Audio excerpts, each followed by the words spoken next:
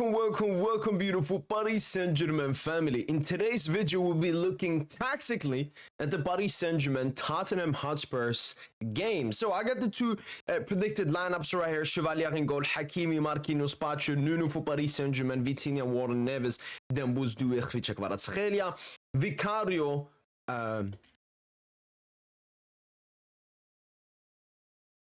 forgot to add these. Van de Ven, Romero, Porro. Let me just double check. Yeah, Van de Ven, Romero. Van de Ven on the left, yeah. Spence, Porro, Palinha, Bentancur, double pivot, Sar, Kudus, Richardson, Johnson. So, tactically, lineup-wise, the main difference is Paris Saint-Germain play with a more fluid 4-3-3 with a three-man midfield, while Spurs play with a more of a 4-2-3-1, a double pivot with a number 10. So he's more offensive, they're more defensive.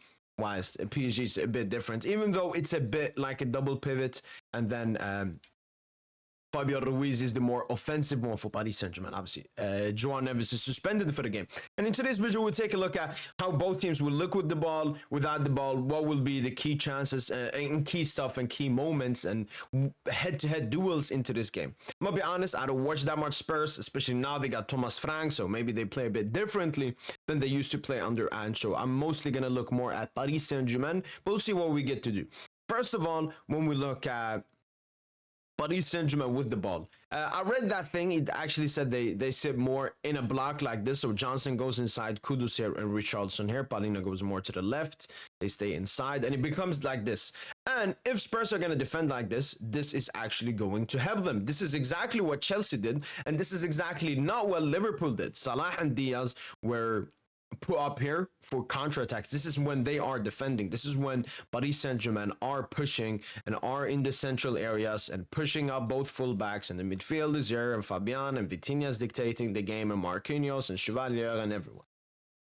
What Liverpool did is they left Luis Diaz and Mohamed Salah up here so they're ready for counterattacks. But what that meant is you had Spence and Porro, or in that game, Robertson and Trent in 1v1 or sometimes even 2v1. Dembele can drop to the side and you can see an overloadment on the right side. Dembele can go to the left side and overload. Sometimes the midfielders go across like this. So that's something that is going to help Spurs in this game, because Johnson is going to help Spence defensively and Kudus is going to help Pedro Porro defensively. And this is something needed, especially against Paris Saint-Germain, who love to do this. This is something actually Chelsea did great. If you go back and look at the Chelsea PSG game, yes, not as much Palmer defensively, but the job that Pedro Neto did, I mean, he was basically on Hakimi all the time. And I remember Newcastle did the same thing with Anthony Gordon, and Borussia Dortmund did the same thing when they faced us with Karim Adeyemi following Hakimi. Hakimi is very dangerous. He has like 30 GA this season.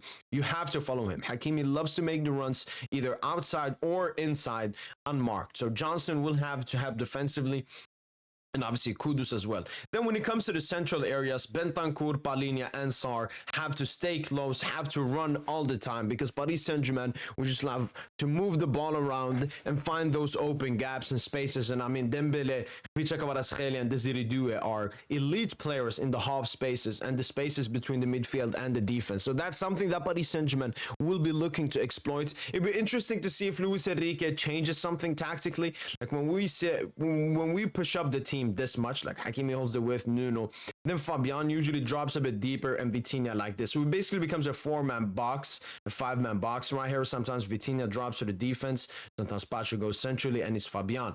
Then looking at the pace, because that's something I always look at when teams face us. They need to have pace up front. Chelsea actually had decent enough pace, especially with the runs that Gusto was making all the time.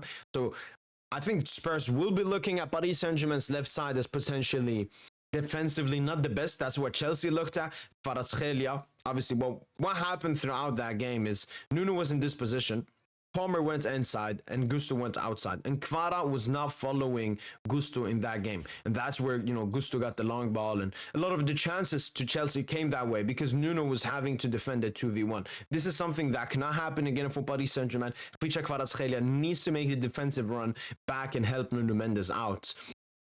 On the right side, Hakimi, it's good. Warren obviously will be a big game for him. He will have to do defensive stuff, help progress the ball, and maybe something offensively as well. We'll have to wait and see. But this is how I see Paris Saint-Germain looking when they have the ball, and the stuff that Spurs have to look into when they don't have the ball. But Spurs, obviously, they will look to counterattack against Paris Saint-Germain. When we look at all three Chelsea goals, it came from the counterattack. It's usually something we do to teams. Aston Villa, a bunch of goals counterattack, Liverpool counterattack, Arsenal counterattack, Inter Milan counterattack, and also in the Club World Cup, a bunch of counterattacks. But Spurs will obviously be looking. PSG will have more possession this game. Spurs will be looking to counter Paris Saint-Germain in these kinds of scenarios. If everyone is pushing up, we know that Marquinhos is not the best defensively. He's getting older. He isn't as quick, as strong, as athletic, as physical as he was before. Johnson, young, loves to make these kinds of runs. So Johnson could actually be dangerous. He likes to make these inverted runs. So sometimes Hakimi will have to follow Johnson when he makes these kinds of runs. Richarlison, I mean, he could score a header if it's an easy tap and or something, but apart from that, I'm not looking at him as something special in this Spurs team, especially on the counter. Kudos, though. I mean, this will be the player my wants to watch from the Spurs team. Newly signing, Kudos. This will be a huge game for him to show how great he is against the best team in the world. And he's facing up against, guess who? Nuno Mendes, the best left back in the world. Someone that has pocketed all the best wingers in the world.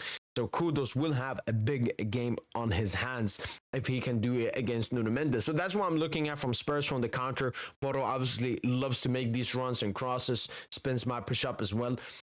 And then Sarr, I don't know that much about him. He could be an interesting number 10. Now, look, let's take a look at Paris Saint-Germain when we are defending. We like to sit in a more of a 4-4-2 block. So Vitinha, Fabian, Warren, Khvicha, Debus, Doué, and Hakimi. So you got the 4-man defense. You got the 3-man midfield. Vitinha will be on the left. Warren a bit deep. Then Fabian. Fabian usually helps here, so it's more of a 4-5-1 as well. And then Debus obviously in these areas. And Paris Saint-Germain, we are very solid defensively. Like Anfield, went to Anfield, kept a clean sheet. Went to Emirates, kept a clean sheets. And obviously against Chelsea, all of the goals came from counter-attack with loads of space. So when PSG are sitting a bit back, I'm very calm. And it would be very difficult for Spurs to create any chances in a situation like this. Let's say they're pushed up. They have this situation right here. I don't see Spurs doing that much in this position because Paris Saint-Germain are extremely solid. The entire team defends. Great defenders, great midfield, great fullbacks. This will be a difficult spot for Spurs to do stuff. So Spurs in this game, they will try to catch Paris Saint-Germain on the break. Even Arsenal, I remember in the Emirates game, they caught us on the break once. When Rice made that run, pass to Trossard missed it, or Donna saved it. I think that will be Spurs' main game plan, trying to do stuff. Obviously, there's set pieces as well. PSG, I mean, we only exceeded one set piece in the UCL last season, but when you look at them having Van de Ven, Romero, Bentancur is tall as well, maybe Jed Spence, Richarlison. So I think they'll be focusing on set pieces. That's something I noticed, especially during the Europa League game versus Manchester United. And that's just a Premier League thing. Abuse set pieces.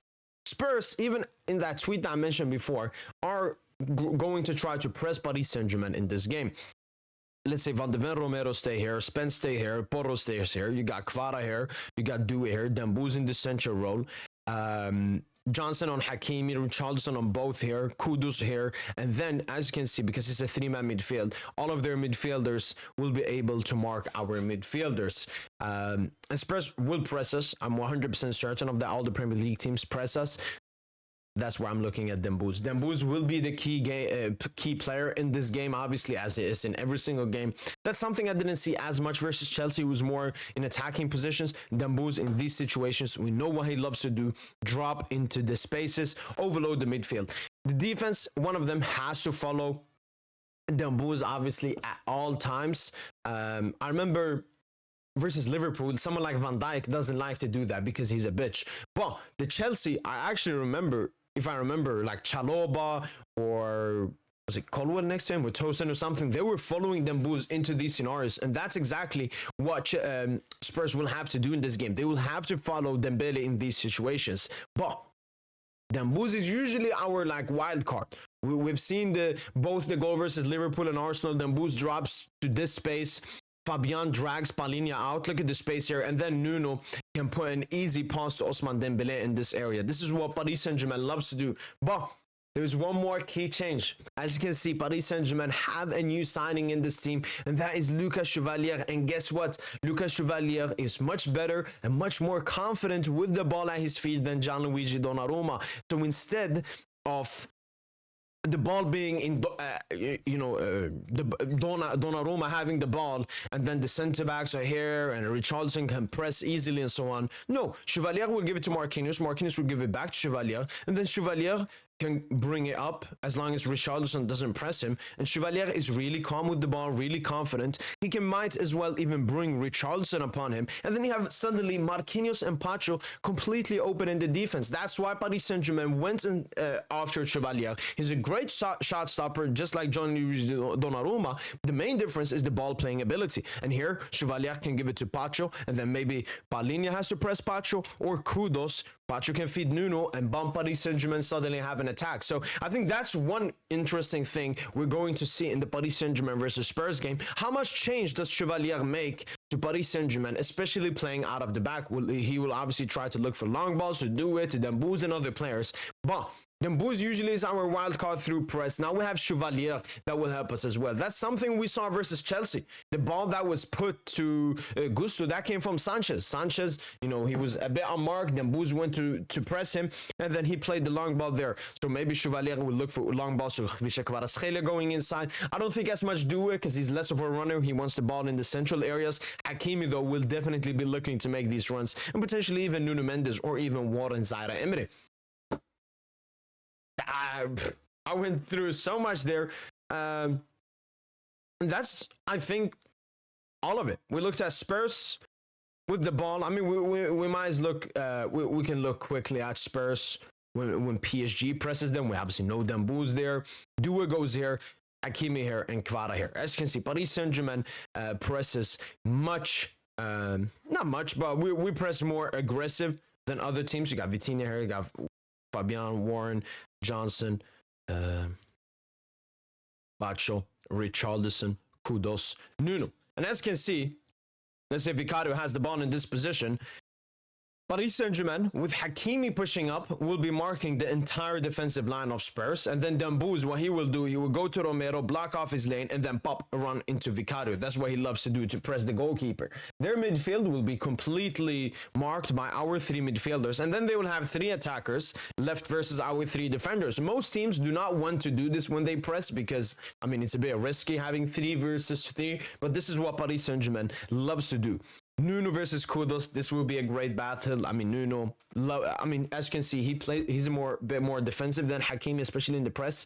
Nuno, Kudos, I'm feeling confident, but Kudos is Tottenham's best player. He could do something special in this game. Richarlison, Pacho, I'm very confident. This, though, looks a bit like a weakness. And I mean, that's why we brought in Zabarny, because if you put Zabarny here, again, I've been watching enough Zabarny. We haven't seen him in a Paris Saint-Germain jersey, but he could potentially be someone I'm more confident in defending the space right here. But when Vicario gets the ball, as you can see, it will be really close. And I hope Paris Saint-Germain press as we always press. Obviously, we've had a break. We haven't had a preseason going into this game, so I don't know like the energy levels, if you can press this intensely immediately or not. But this is exactly what I'm looking for. And this dude right here, Palinha, huge press trigger. As soon as Palinha gets the ball, I want 3 players to swarm him. This dude stinks on the ball. So Palinha, huge pressing trigger in the Spurs team.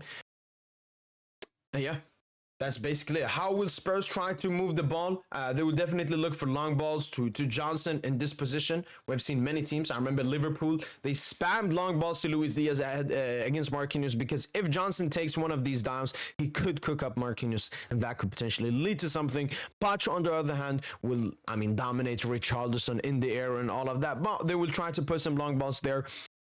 And yeah. That's basically it. Sarr, I think he will try to help Spurs out of the press, moving down in the center. Hopefully Vitinha follows him. Yeah, that's basically it. Let the game come. Let the game come, man. I'm so excited. That's been it from boy PSG. And hopefully you guys have enjoyed the full tactical analytical analysis of Paris Saint-Germain versus Tottenham Hotspurs. We'll be live with the match, live watch along tomorrow, or today as you're watching this video. That's been it from boy PSG. And as usual, allez. Allez, Paris.